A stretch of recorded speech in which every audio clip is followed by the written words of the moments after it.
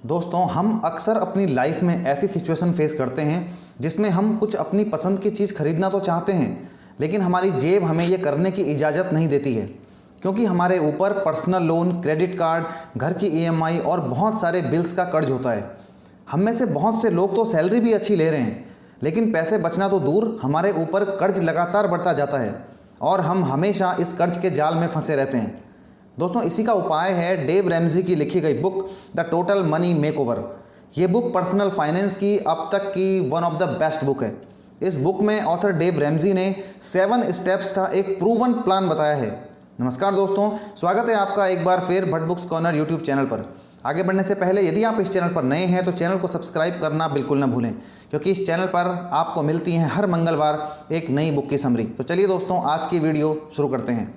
दोस्तों, author Dave Ramsay ने अपनी लाइफ में इसी प्रकार की सिचुएशन को फेस किया। वे न सिर्फ इस सिचुएशन से बाहर निकले बल्कि फाइनेंशियली फ्री भी हुए। अपनी इस जर्नी में उन्होंने जो कुछ सीखा उसे उन्होंने अपनी book the total money makeover में लिखा, जहां वे हमें सिखाते हैं कि इन 7 स्टेप्स को फॉलो करने और अपनी लाइफ में लागू करने से हम भी अपने पैसों को मैनेज कर सकते हैं, डेब्ट फ्री हो सकते हैं और फाइनेंशियली फ्री हो सकते हैं। स्टेप नंबर 1 है क्रिएट एन इमरजेंसी फंड। दोस्तों, इमरजेंसी किसी की भी लाइफ में कभी भी आ सकती है। ऑथर डेव रैमजी कहते हैं कि इसके लिए हमेशा तैयार रहना जरूरी है। किसी की जॉब जा सकती है, परिवार में कोई मेडिकल इमरजेंसी आ सकती है, आपकी कार का कोई अनएक्सपेक्टेड खर्चा आ सकता है, या फिर जैसे अभी कोरोना के टाइम पर बहुत सारे लोगों की जॉब चली गई या फिर सैलरी टाइम पर नहीं मिली। ऑथर ऐसे दिनों को रेनी डे कहते हैं। जैसे आपको रेनी डे के टाइम पर अम्ब्रेला सपोर्ट करता है, ठीक वैसे ही फाइनेंशियल परेशानी के दिनों में इमरजेंसी फंड सपोर्ट करता है। इसलिए आपको अपना एक इमरजेंसी फंड जरूर बनाना चाहिए, ताकि जब कभी भी आपकी लाइफ में कोई अनएक्सपेक्टेड खर्चा आ जाए तो आपको किसी से कर्ज ना लेना पड़े या फिर क्रेडिट कार्ड से पेमेंट ना करनी पड़े। हम में से बहुत से लोगों के पास ऐसी इमरजेंसी से निपटने के लिए कोई प्लान या पैसा नहीं होता है। हम सोचते हैं कि जब ऐसी प्रॉब्लम आएगी तब की तब सही, लेकिन ये सोच बिल्कुल भी सही नहीं है। ऐसा सोचकर हम अपने आप को खुद कर्ज की ओर धकेलते हैं। डेव रैमजी कहते हैं कि आपके इमरजेंसी फंड में कम से कम $1000 तो होने ही चाहिए। इसकी बात यदि इंडियन करेंसी में की जाए तो ये लगभग 75,000 बनता है। डेब्ट फ्री होने और फाइनेंशियली फ्री होने के लिए इस $1000 को बचाना सबसे इंपॉर्टेंट है। लेकिन इसके साथ ही आपको ये भी ध्यान रखना है कि ये फंड सिर्फ इमरजेंसी के लिए है, मतलब अचानक आया हुआ अनएक्सपेक्टेड खर्चा, जैसे कोई मेडिकल इमरजेंसी आदि, घूमने जाना, कपड़े खरीदना, फ्रेंड्स के साथ पार्टी करना, नई गाड़ी खरीदना या फिर ऐसे ही किसी दूसरे खर्च में आपको इसे खर्च नहीं करना है। स्टेप नंबर 2 है स्टार्ट द डेब्ट स्नोबॉल। ऑथर कहते हैं कि यदि आप अमीर बनना और फाइनेंशियली फ्री होना चाहते हो तो आपको सबसे पहले अपने उस दुश्मन को पहचानना होगा जो आपको वहां पहुंचने से रोक रहा है, और वो दुश्मन है लोन या फिर कर्जा। इमरजेंसी फंड बनाने के बाद दूसरा काम जो आपको करना है वो है अपने कर्ज को खत्म करना, क्योंकि जब तक हमारे ऊपर कर्ज है तब तक हम कभी भी फाइनेंशियली मजबूत नहीं हो सकते हैं, क्योंकि हमारी मैक्सिमम इनकम, बल्कि कभी कभी तो सारी इनकम कर्ज चुकाने में चली जाती है। अब बचे बाकी खर्चे तो उन्हें हम क्रेडिट कार्ड पर या फिर कर्ज लेकर खर्च करते हैं। इस प्रकार कर्ज के इस जाल में हम फंसते चले जाते हैं। ऑथर यहाँ अपने कर्ज को चुकाने का एक फुल प्रूफ प्लान बताते हैं, और वो प्लान है द डेब्ट स्नोबॉल।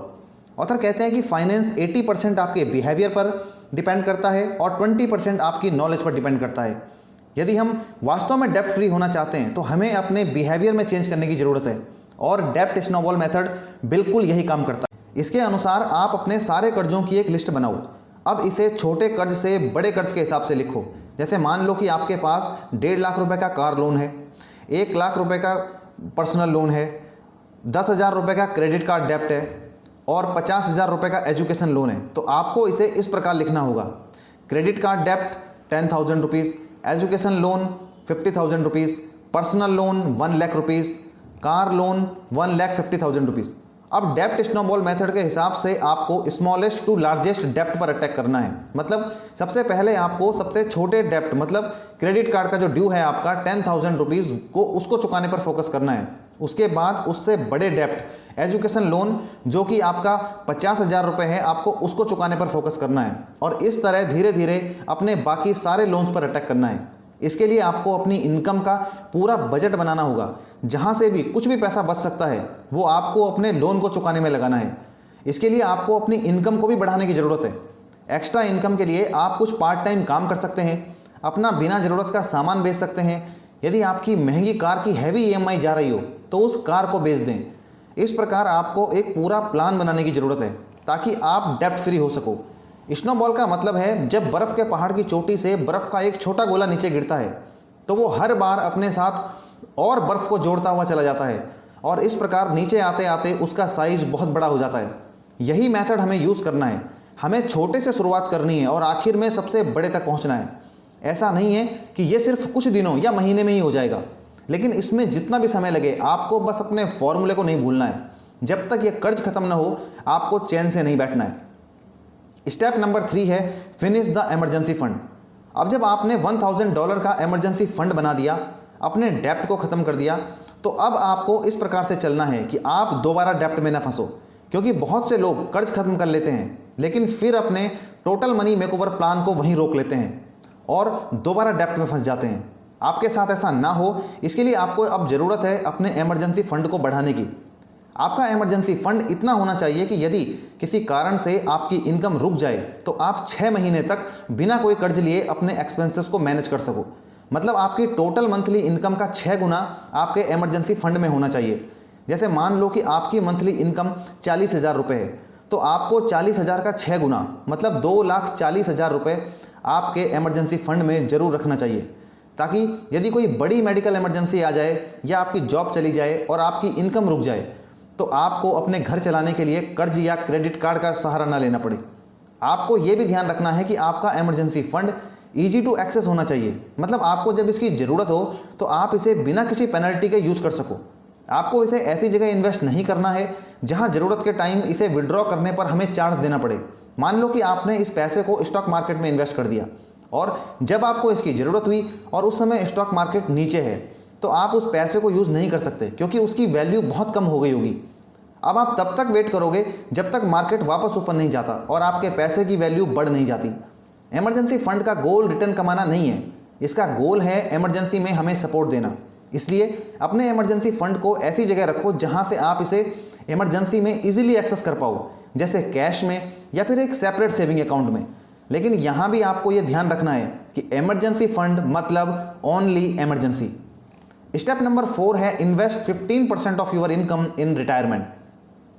अब आपने अपना इमरजेंसी फ़ंड बना लिया है, अपने कर्ज को चुका दिया है, अपना इमरजेंसी फ़ंड बढ़ाकर एक अच्छी पोजीशन में कर दिया है, तो अब यहाँ रुकने का कोई मतलब नहीं है। ऑथर कहते हैं कि इसके बाद आपको सीरियसली सोचना है अपनी वेल्थ बिल्डिंग के बारे में। बहुत से लोग इस बारे में सोचने में बहुत देर कर देते हैं। वे कहते हैं कि अभी तो बहुत टाइम है, लेकिन यदि आप फाइनेंशियली फ्री होना चाहते हो तो आपको अब इन्वेस्टमेंट पर फोकस करना ज़रूरी है। अब आपके पास अपने होम लोन के अलावा कोई कर्ज नहीं हुए, इसलिए अब आपको अपनी मंथली इनकम का 15% अमाउंट अपने रिटायरमेंट के लिए लॉन्ग टर्म के लिए इन्वेस्ट करना चाहिए। अब सवाल उठता है कि कहाँ इन्वेस्ट करें, तो इसका सबसे अच्छा जवाब है म्यूचुअल फंड्स। म्यूचुअल फंड्स का ट्रैक रिकॉर्ड यदि आप देखोगे तो इसने लॉन्ग टर्म में 12% का एवरेज रिटर्न दिया है, जो कि दूसरे सेविंग्स के टूल्स से काफ़ी अच्छा रिटर्न है। ऑथर यहाँ रिकमेंड करते हैं ग्रोथ स्टॉक म्यूचुअल फंड्स। ये म्यूचुअल फंड्स लॉन्ग टर्म में एक्सीलेंट इन्वेस्टमेंट साबित होते हैं।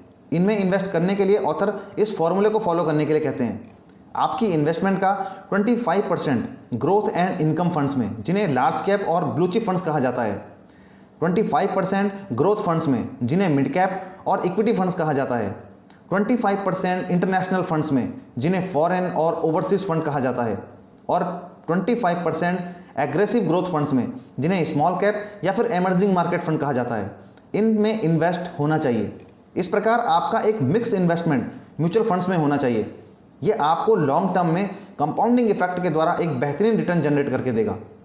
स्टेप नंबर 5 है सेव फॉर कॉलेज। दोस्तों, चारों स्टेप पूरा करने के बाद अब बारी आती है अपने बच्चों के भविष्य के बारे में सोचने की। आज के टाइम कॉलेज एजुकेशन इतनी महंगी हो गई है, ये किसी से छुपा नहीं है। फीस इतनी महंगी होने से 2 प्रकार का प्रभाव स्टूडेंट के ऊपर पड़ता है। एक, या तो वे अपनी पढ़ाई नहीं कर पाएंगे या फिर एजुकेशन लोन के नीचे दब जाएंगे। आज के समय एजुकेशन लोन एक बहुत बड़ा बर्डन बनता जा रहा है। बहुत सारे स्टूडेंट्स की लाइफ में कॉलेज डिग्री पूरा होने से ही पहले ही उनकी लाइफ में डेब्ट एंटर हो जाता है। डिग्री पूरा होने के बाद उनकी लोन की ईएमआई स्टार्ट हो जाती है। इसलिए आपको इस लोन के बर्डन से बचने की ज़रूरत है।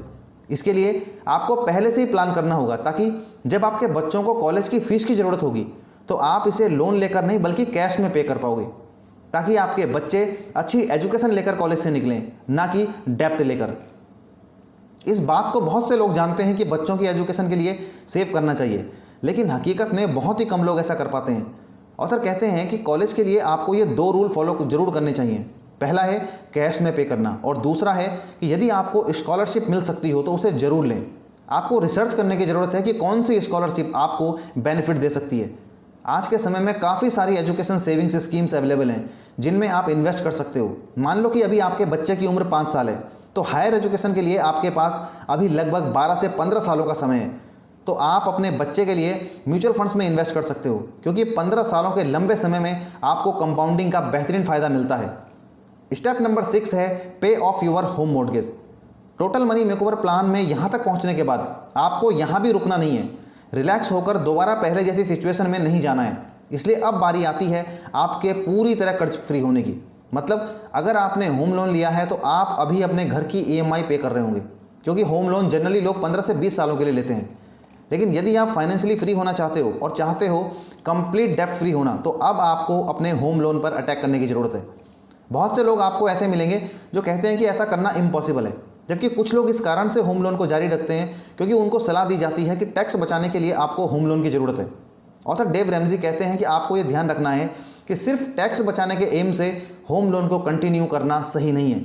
आपको इस बात पर फोकस करना चाहिए कि आप डेप्ट फ्री रहें और अपने पैसे को लॉन्ग टर्म के लिए म्यूचुअल फंड्स में इन्वेस्ट करें, जहां आपको लॉन्ग टर्म में लगभग 12% का कंपाउंडेड इंटरेस्ट मिलता है। स्टेप नंबर 7 है बिल्ड वेल्थ। लास्ट स्टेप में पहुंचने के कारण अब आप टॉप 2% लोगों में शामिल हो गए हो। आप टोटली डेप्ट फ्री हो, आपके पास कोई होम लोन की किस्त नहीं है, कोई कार लोन की किस्त नहीं है, कोई स्टूडेंट लोन की किस्त नहीं है, कोई क्रेडिट कार्ड ड्यूज नहीं है। ऑथर कहते हैं कि इतना सब करने के बाद अब आखिर क्या आपको लगता है कि सिर्फ पैसा आपको लाइफ में सुख दे सकता है और आपकी परेशानियां दूर कर सकता है? पैसा काफ़ी लोगों की ज़िंदगी में आता है, लेकिन उनकी परेशानियां दूर नहीं होती हैं। पैसे के साथ आपकी लाइफ में एक रिस्पॉन्सिबिलिटी आती है। ऑथर कहते हैं कि सालों की रिसर्च और एक्सपीरियंस से मुझे पैसे को अच्छे से यूज़ करने के 3 तरीके समझ आए हैं। नंबर 1 फन, दूसरा है इन्वेस्ट और तीसरा है गिव। इनमें सबसे पहला है फन। मतलब जब आप फाइनेंशियली फ्री हो जाते हो तो आप वो काम कर सकते हो जिसे करने में आपको खुशी मिलती हो। दूसरा है इन्वेस्ट। जब आपके पास पर्याप्त पैसा बचता है तो आपको अपने पैसे को इन्वेस्ट करना चाहिए ताकि आपका पैसा आपके लिए काम करे। यदि आप अपने पैसे को सही तरीके से इन्वेस्ट करते हो तो आपका पैसा आपसे भी ज़्यादा मेहनत करता है। ये तब भी काम करता है जब आप छुट्टियां मना रहे हों, जब आप बीमार हों या फिर जब आप थक गए हों। ये 24/7 आपके लिए काम करता है। तीसरा है गिव। दुनिया के सबसे अमीर लोग अपने पैसे का एक बड़ा भाग ज़रूरतमंदों की भलाई में यूज़ करते हैं। जब आप किसी ज़रूरतमंद की मदद करते हो तो आपको अंदर से खुशी मिलती है। एक अच्छा एहसास होता है कि आपकी वजह से कोई अपने सपनों को पूरा कर पा रहा है, आपके कारण किसी की अंधेरी दुनिया में प्रकाश आया है।